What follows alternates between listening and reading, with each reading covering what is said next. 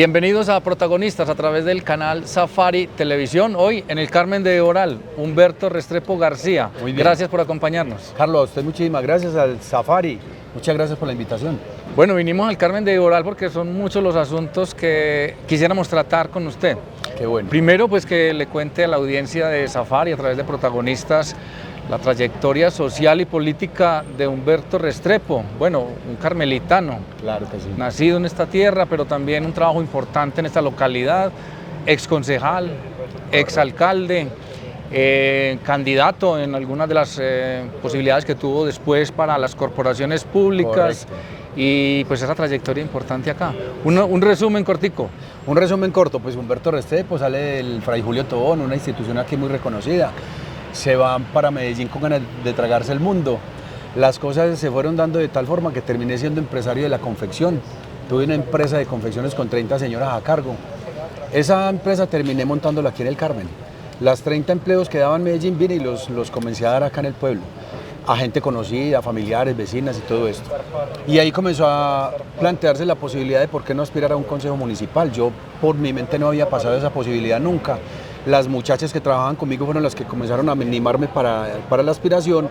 Me dio por poner mi nombre a consideración y llegué al consejo directamente. Fue la segunda mejor votación. Y posteriormente ya fue la alcaldía, o sea, fui concejal, inmediatamente alcalde. 3 años exageradamente formadores, muy constructivos, muy nutritivos, muy difíciles también, muy complicados, porque fue en la época del conflicto. Era la primera década del año 2000. Fue la primera alcaldía del siglo, correcto, muy bien. Y que generó pues una situación pues, de este oriente antioqueño, como la historia que nos trae nuevamente es, tocó salir adelante, pero también tocó enfrentar esa situación, unas condiciones difíciles frente a un tema de secuestro de otros mandatarios de la región. Correcto. Fueron 2 secuestros, el conflicto fue muy agudo, del 2001 al 2013 se intensificó muchísimo el conflicto, no significa que haya arrancado en el 2001, venía del 98 para acá, pero en el 2001 se incrementó mucho por la confrontación entre las dos fuerzas. Las autodefensas entrando, la guerrilla no dejándose sacar y por eso fue tan difícil la confrontación. Y nos tocó vivirlo a nosotros, o vivirlo o padecerlo, pero estuvimos al frente pues esos 3 años de la alcaldía. Después aspiré a la asamblea, aspiré a la cámara, a esas 2 aspiraciones sí no llegué, pero como ejercicio político es válido también, porque uno a veces cuando aspira a cargos no solo se gana el cargo al cual está aspirando, sino que se gana el escenario, se gana la herramienta política como herramienta, la política como herramienta. Entonces creo que eso ha ayudado a formarme pues como mi carácter y mi forma de ver la vida y lo que hoy soy como político actuante, porque cualquier cosa menos quietos en política. Entonces ahí estamos, seguimos vinculados al municipio en todo sentido, sigo viviendo aquí en el municipio, he trabajado en la alcaldía de Medellín, he trabajado en el área metropolitana del Valle de Aburrá. Ahorita hablaremos del tema, por qué si trabajo allá, por qué tengo la postura que tengo, pero eso lo tengo claro. Bueno, después de que lo ayudaron a ponerse de candidato al consejo, las personas con las que estaba trabajando, ya la política no lo suelta, porque eso se va volviendo parte de usted en el día a día y la familia alrededor pues también, o lo animan o se queda usted ahí al margen de eso. Pero en ese caso, digamos, la trayectoria social y política hoy, ¿qué le está dejando a Humberto? ¿Qué ejemplo, digamos, ha podido dejarle a la comunidad también del Carmen de Oral? Pues es muy gratificante uno poder salir a la calle tranquilo. Uno salir a la calle y saber que tiene amigos, saber que tiene con quién tomarse el tinto. A mí eso me llega bastante. Los comentarios de la gente me llegan bastante. Cuando usted es un actor político, usted genera cosas. Una acción genera una reacción. Las acciones de los alcaldes permanentemente están generando reacciones a favor o en contra. Y yo no fui la excepción, por supuesto que tuve personas que no estuvieron de acuerdo con decisiones que se tomaron. Pero transcurrido el tiempo, el mismo tiempo fue dando la razón. Entonces algo que me agrada mucho es yo salir a la calle y ver aún después de 20 y pucho de años, ver voces de agradecimiento por cualquier circunstancia, por cualquier hecho que se hizo en su vereda, por cualquier cosa que se le hizo en su casa, un mejoramiento de vivienda. Todos esos detalles creo que lo animan a uno muchísimo para continuar. Y cuando preguntas que si el haberme metido en política, me quedé en la política y me desligué de lo empresarial, que Hoy reconozco que fue un error. Yo no debí haber terminado en la empresa de confecciones, yo debí haber continuado, pues paralelo a lo político electoral, haber seguido con la vida empresarial, pero bueno, estamos a tiempo de arrancar cualquier empresa, vamos a ver con qué salimos. Bueno, y les quería preguntar, porque parece que todo exalcalde pues queda en esos periodos siguientes de oposición a las administraciones que van llegando. ¿Qué ha pasado durante todo este tiempo con usted respecto a esas administraciones y cómo cree que ha pasado el Carmen de Viboral todo esto? No, vea, yo no he sido, pues por supuesto que uno asume posturas críticas frente a decisiones de un administrador de turno, pero no me considero esos de la oposición de no dejar hacer o de oponerse por oponerse o venga critiquémoslo porque necesitamos votos. Yo jamás he trabajado de esa forma y ninguno de los alcaldes que me siguió a mí puede decir que yo tuve alguna manifestación errada o perseguidora, no, en absoluto. Y creo que así se debe ser y lo sigo haciendo así. Yo con Hugo no tengo ningún problema. El actual alcalde de mi municipio fuimos compañeros de danzas 10 años. O sea, somos amigos, pero tenemos diferencias en conceptos diferentes en temas específicos. Eso es absolutamente normal. Pasó algo de destacar y es que en el primer año de gobierno del actual alcalde del Carmen de Viboral, Hugo Jiménez, pues llamó a los exalcaldes a conversar sobre un tema particular y era lo que estaba sucediendo en un conflicto entre dos municipios o tres para ese límite. Correcto. Y que pues ustedes ayudaron y aportaron a esa posibilidad de solucionarlo y de decir qué era lo mejor para el Carmen de Viboral o cómo se defendía el Carmen de Viboral frente a esto. Gracias, Carlos, por esa pregunta porque me pone en el siguiente punto. Cuando yo fui alcalde, yo hice una cosa parecida, que fue invitar a los exalcaldes a hablar de temas, y el tema específico en esa época fue el conflicto. En este caso con Hugo Jiménez y los exalcaldes también era un conflicto, pero territorial. Antes era armado, ahora era un conflicto por tierras. Y me gustó muchísimo y aportamos muchísimo. ¿Y eso sabe qué significa, Carlos? Que en el Carmen de Viboral hay una cultura política un poco elevada, pues un poco clara. Y qué bueno que siga considerándose así, y que se siga viviendo y palpando así. No tenemos por qué ser enemigos si somos diferentes. A ver, la frase es, esto no es entre buenos y malos, es entre diferentes. Y por supuesto, desafortunadamente hace unos años murió un exalcalde que llamaba Jorge Luis Orozco. En el entierro estuvimos todos los exalcaldes. Terminado las exequias, nos sentamos todos a tomarnos un tinto. Esa foto la tengo yo como para mostrar. Es que aquí no tenemos por qué ser enemigos y pensamos diferentes. Es como la gran conclusión de esta pregunta, Carlos. Bueno, y ahora, pues en el año 2026, ya pasaron más de 20 años finalmente después de esa posibilidad de haber administrado este municipio. ¿Qué tanto ha cambiado el Carmen de Viboral? ¿Usted pensaba en esa época que esta dimensión de, si se quiere, desarrollo de esta región y de este municipio, pues iba a llegar a este punto del cual hoy pues somos testigos? Uno en su momento no era tan prospectivo, o sea, uno sí pensaba que iba a haber cambios, pero no de la magnitud que se están viendo. A las nuevas generaciones hay que recordarles que aquí también existe historia, o sea, de aquí para atrás han pasado muchísimas cosas y todos los alcaldes que han estado en este edificio llegan intentando hacer cosas buenas por el Carmen. Yo no pensaría, pues, y por mi mente nunca ha pasado, que alguien llegue con intenciones de hacer cosas negativas o malas para el municipio. Eso es imposible creerlo y pensarlo. Entonces, por supuesto que ha cambiado en lo físico, ha cambiado en lo ambiental, ha cambiado en lo territorial, en la población. Aquí tenemos muchísimas personas que no son nativas del Carmen, pero aquí están y bienvenidos. Pero qué bueno que esos nuevos que lleguen receptivos. Si llegan con costumbres diferentes, déjense meter en nuestra costumbre. Y lo digo específicamente por el tema del manejo de las basuras, de los residuos sólidos. Aquí llegan, pero llegan con la costumbre de no reciclar. Y resulta que Marinilla y el Carmen en una época fuimos los primeros a nivel nacional en el tema del manejo de los residuos sólidos, desde la separación en la fuente hasta la disposición final. Qué bueno que el que llegue deje de educar en ese sentido y no menciono sino ese caso. Pero por supuesto que los cambios son muchísimos. y están llegando pues muchos turistas, quieren conocer el Carmen de Oral, quieren saber de la cerámica, quieren saber ya de esas posibilidades que existen hoy, desde la gastronomía a la hotelería, y también pues hacer ese turismo que se pensaría sostenible, visitar el cañón del Melcocho, irse en búsqueda de esas nuevas aventuras y espacios. Y bienvenido. ¿Estaba preparado el Carmen de Oral para eso? No, porque hubo una época donde el conflicto nos opacó un poco, nos obnubiló un poco y nos puso a pensar solo en el conflicto, pero resulta que después del conflicto se vienen dando las grandes posibilidades que se vienen dando hoy. Ya vos lo mencionás en el tema turístico. La artesanía sigue siendo el gran motor y el gran estarte que se le da, pues, no solo a la economía, sino al turismo del Carmen de Oral. Entonces yo creo que sabiendo manejar estas situaciones, podemos, ¿por qué no convertir al Carmen en un epicentro y en un foco turístico más de lo que hoy lo tenemos? ¿Quién dudaría eso, cierto? Sí, eso es lo que ojalá pues sucediera en municipios como este, como el Carmen de Oral, referente en el país por la cerámica y por la calidad de gente y todo lo que pasa en este municipio. Vamos a unos mensajes importantes y ya regresamos en Protagonistas con Humberto Restrepo García, líder social y político de esta localidad. Muy amable. En un mundo donde la conexión nos une y nos impulsa, hay lugares donde la señal se debilita, donde la comunicación se vuelve difícil y las oportunidades se desvanecen.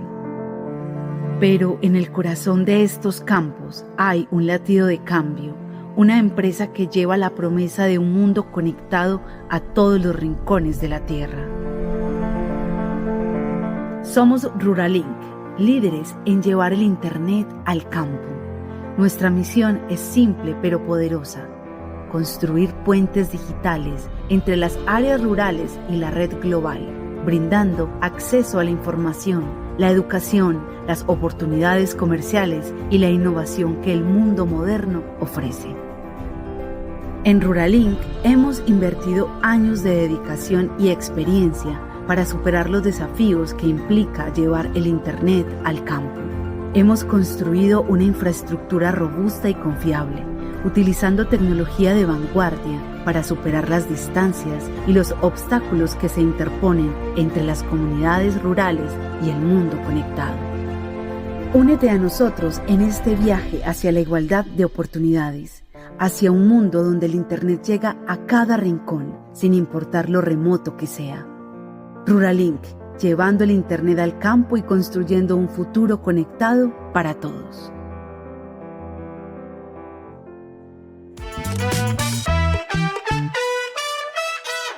Regresamos a Protagonistas a través del canal Safari Televisión desde el Carmen de Oral con Humberto Restrepo. Ya hablamos de esa trayectoria y de esa idea de que el Carmen de Oral pues ya está recibiendo pues una gran cantidad de visitantes y seguirá siendo referente en temas deportivos, en otros asuntos que desde la cultura también ven al Carmen de Oral como una potencia y como un ejemplo a nivel nacional. Usted me mencionó el tema de los recicladores, ni más ni menos también esa cultura de reciclaje que existe hoy en esta localidad.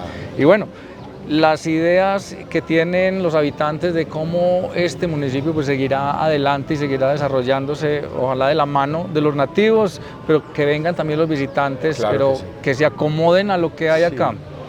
Esa idea que usted tiene frente a esto, que no es distinta a la que tienen los carmelitanos, es que sigamos hablando con los demás, los otros municipios. Siempre ha habido una conversación regional, que usted como alcalde también la estableció, con las asociaciones de municipios, hoy con las provincias administrativas, y con esa idea de seguir trabajando juntos. Sí. ¿Estará siendo suficiente eso o falta en ese sentido? Puede faltar, por supuesto que puede faltar, y una cosa de la cual hay que partir y es que se necesita la unión para trabajar juntos. Juntarnos como municipio para trabajar como región, eso es clave y claro. Pero no sé si entremos en materia ya del tema del área metropolitana y las leyes que regulan estas materias de las figuras asociativas, que son varias. Pues se arranca con la Constitución, cuando se habla de área metropolitana, con el artículo 319, y hay dos leyes claves en este debate, y es la 1454, que es la Ley Orgánica de Ordenamiento Territorial, la que nos habla de 9 figuras asociativas. 9. Ojo, y de las 9, 7 le sirven a los municipios.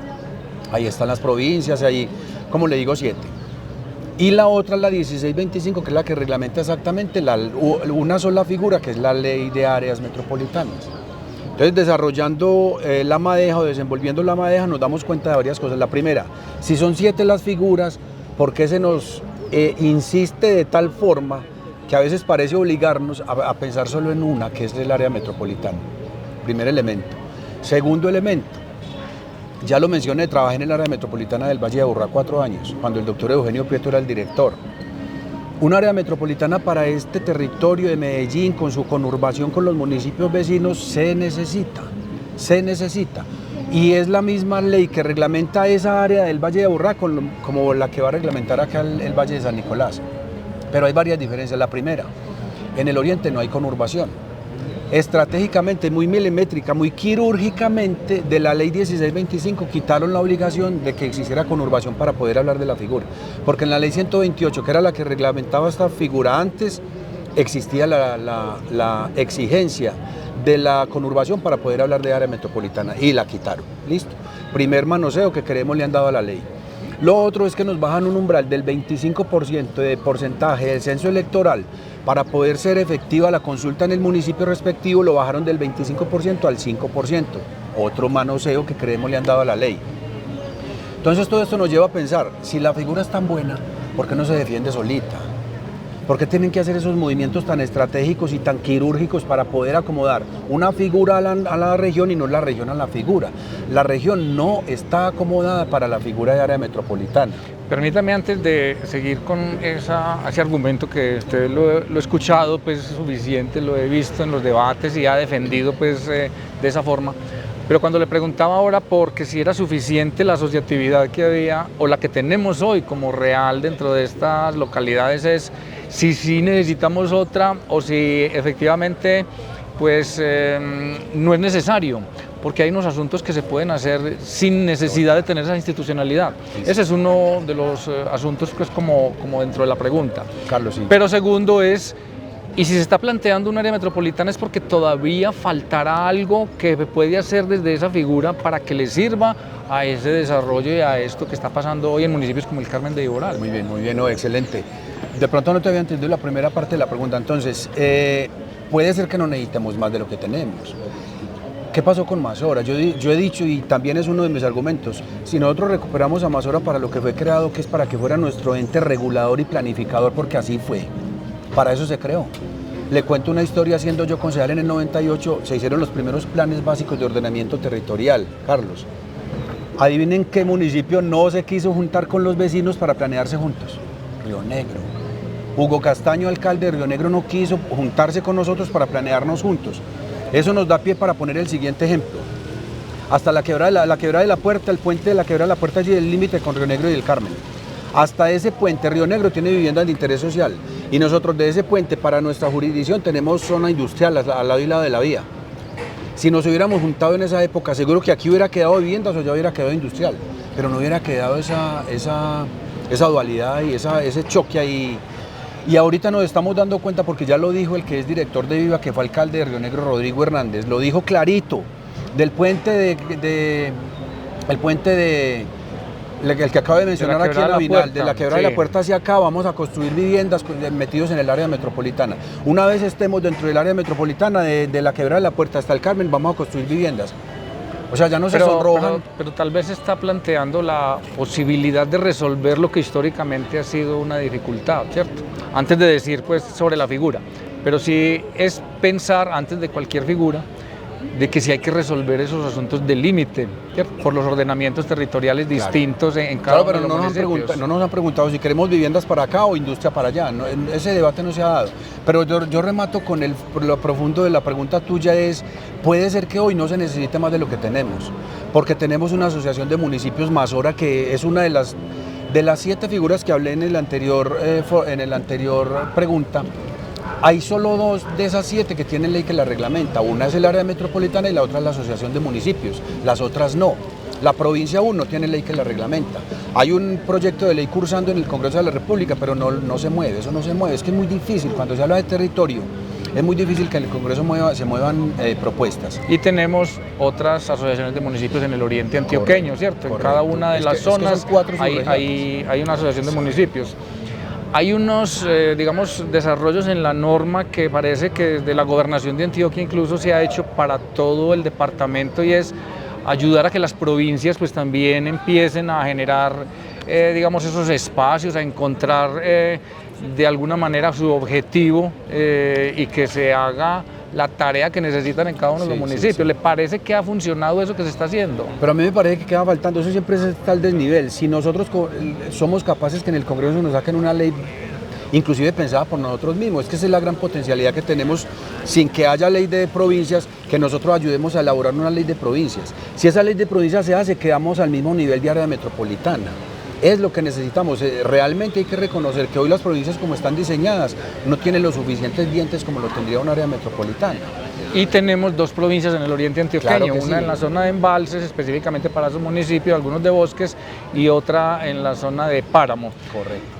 Digamos pues que ya hay una solicitud a la registraduría que ya fue autorizada, que ya tiene fecha nuevamente, que se ha venido aplazando, que se hizo en gobierno anterior, pero se retomó nuevamente en estos, y que hoy hay una convocatoria para el 2 de agosto. En este momento, digamos, de la conversación se han conocido las posturas a favor o en contra. Usted tiene unos argumentos que ha planteado en muchos debates y en muchos escenarios. Ojalá que esa conversación se pueda llevar así, Sí. para que entendamos finalmente si creemos que es necesario o no tener una figura nueva como un área metropolitana en los 8 municipios para la cual fue convocada en el Correcto. Altiplano del Oriente. Correcto. Frente a esto, ¿qué más falta por decir para entender que eso pues, es una decisión que tomarán los ciudadanos en las urnas? Yo creo que todavía falta mucho por decir, y una cosa importante, más espacio, que se nos abran más espacios para que él no pueda manifestarse. Hay que decirlo claramente, Carlos. Teleantioquia no fue equilibrada como se supone debería ser un medio de comunicación. El doctor Eugenio habló muchísimas veces en Teleantioquia a favor del sí, muchos espacios a favor del sí, y a favor del no vimos nomás 2 espacios. Entonces qué bueno que este programa en Safari nos dé posibilidades de que lo vean estos amigos ciudadanos y gobernantes en estos momentos, para que nos brinden espacios parecidos a los del sí. Es que es muy sencillo de entender que si no hay equilibrio en la información, se quedan muchos datos sin que le lleguen a la gente. Hay que hacer más debates, más foros, ecuánimes, más por invitaciones supuesto. a las comunidades, Por juntas de acción comunal, acueductos veredales. Mire el cronograma cómo fue. Se arranca el debate. El gobernador y los 8 alcaldes dijeron 2 meses antes del 9 de noviembre, que es la fecha del año pasado, 2 meses antes vamos a comenzar el debate, a informarle a las comunidades qué significan eso de las figuras asociativas. Pero resulta que 2 meses antes, el 2 de septiembre, no comenzaron a hablar de las 7 figuras asociativas, y comenzaron a hablar pues, exclusivamente del área metropolitana. Entonces nos falta muchísimo explicar las otras, porque es que si usted utiliza las otras ya, primero lo puede hacer. Segundo, no tiene que meterse a un área metropolitana para hacer lo que ya hicieron los alcaldes, por ejemplo, con la famosa planilla de viaje ocasional. Se juntaron, quitaron una planilla que sin estar en el área pudieron tomar una decisión de esas. Carlos, el artículo 20 de la ley 1454, la ley orgánica de ordenamiento territorial, dice clarito, y no es una figura, es una herramienta que le brinda a los gobernantes actuales para que se junten y la utilicen, se llama delegación. Se juntan los 8 alcaldes, elaboran un proyecto de seguridad que es el que más como que nos mueve a todos, el de seguridad. Elaboran un proyecto de seguridad bien técnicamente elaborado, que se acompañen de los técnicos que ellos los deben tener. Se van para Bogotá al ministerio, le piden esa delegación al ministerio y el ministerio los va a dejar. Ya podemos colocar las famosas cámaras de las que se hablan, ya se puede. La ley nos lo permite. Hay figuras, se juntan 2 figuras de las 7 que tenemos, más esa herramienta de la delegación, y podemos comenzar a trabajar ya, sin meternos a una figura que está demostrado que no hay forma de salirnos, Carlos. Es que en la ley 1625 no hay ningún artículo que diga cómo salir de una área metropolitana. Pero digamos que sobre el ejemplo también hay quienes ya son área metropolitana y pues no sé si han dicho, oiga, yo me quiero salir pero no puedo. Lo otro es que si le damos la oportunidad a una área metropolitana, pues seguramente habrá posibilidades en tema de seguridad, en tema de movilidad, entre otros. Pero las desinformaciones también están al orden del día. ¿Cómo hacer pues para que hablemos tranquilamente en un debate sin alzar la voz, que no es necesario? Y la invitación también para la comunidad para que debata sobre eso. Personalmente, me traté de cuidar muchísimo que cuando arrancara el debate y que mis argumentos salieran de la ley. La ley 1625 es clara en los argumentos que nosotros venimos defendiendo y por eso tenemos la postura del no. Y aquí pues nos alargaríamos mucho si menciono 4, 5, 6 artículos que son los que creemos no deben aplicarse en esta región. Hay otros que son positivos. El hecho de conformarnos como área metropolitana y por ley tener que elaborar el PEMOT, Plan Estratégico Metropolitano de Ordenamiento Territorial, excelente, excelente. Pero si ya lo pueden hacer, sin meternos al área ya pueden hacer un PEMOT. Perfectamente se pueden reunir. Utilicen el escenario de Mazora, ahí están los 9 y nos sacamos a Marinilla y nos planeamos los 9 del altiplano. Es más, meter eso como lo hacíamos nosotros en la época de la violencia, que siempre hablábamos de 23 municipios. Nunca quisimos que nos partieran porque un secretario de Desarrollo de la Comunidad de la Gobernación, cejeño él, Jorge, no recuerdo el apellido, nos trató de sugerir, vamos a tratar el tema del altiplano por un lado, el tema de bosques por otro, el tema de páramo por otro. No, quisimos siempre ser los 23. ¿Por qué no poder seguir siendo los 23 para muchas cosas? Bueno, lo cierto es que el 2 de agosto, los ciudadanos del oriente antioqueño del altiplano de 8 municipios, excepto Marinilla, van a estar en las urnas tomando la decisión. Correcto. Esa es la invitación que queremos hacerle. A Humberto Restrepo queremos agradecer también su participación en Protagonistas. Este diálogo no termina acá. Vamos a seguir hablando de este tema, seguramente a través de Safari Televisión abriremos unos espacios para que pueda la gente encontrarse con esos argumentos y dar la posibilidad de tomar la decisión en las urnas. Carlos, muchas gracias por tu tiempo, gracias por estar acá y a través de Safari Televisión pues las puertas abiertas siempre. Claro que sí, muchísimas gracias a Safari, a usted Carlos y al programa, muchísimas gracias por la invitación. Y con ustedes estaremos la próxima semana con un nuevo invitado en Protagonistas.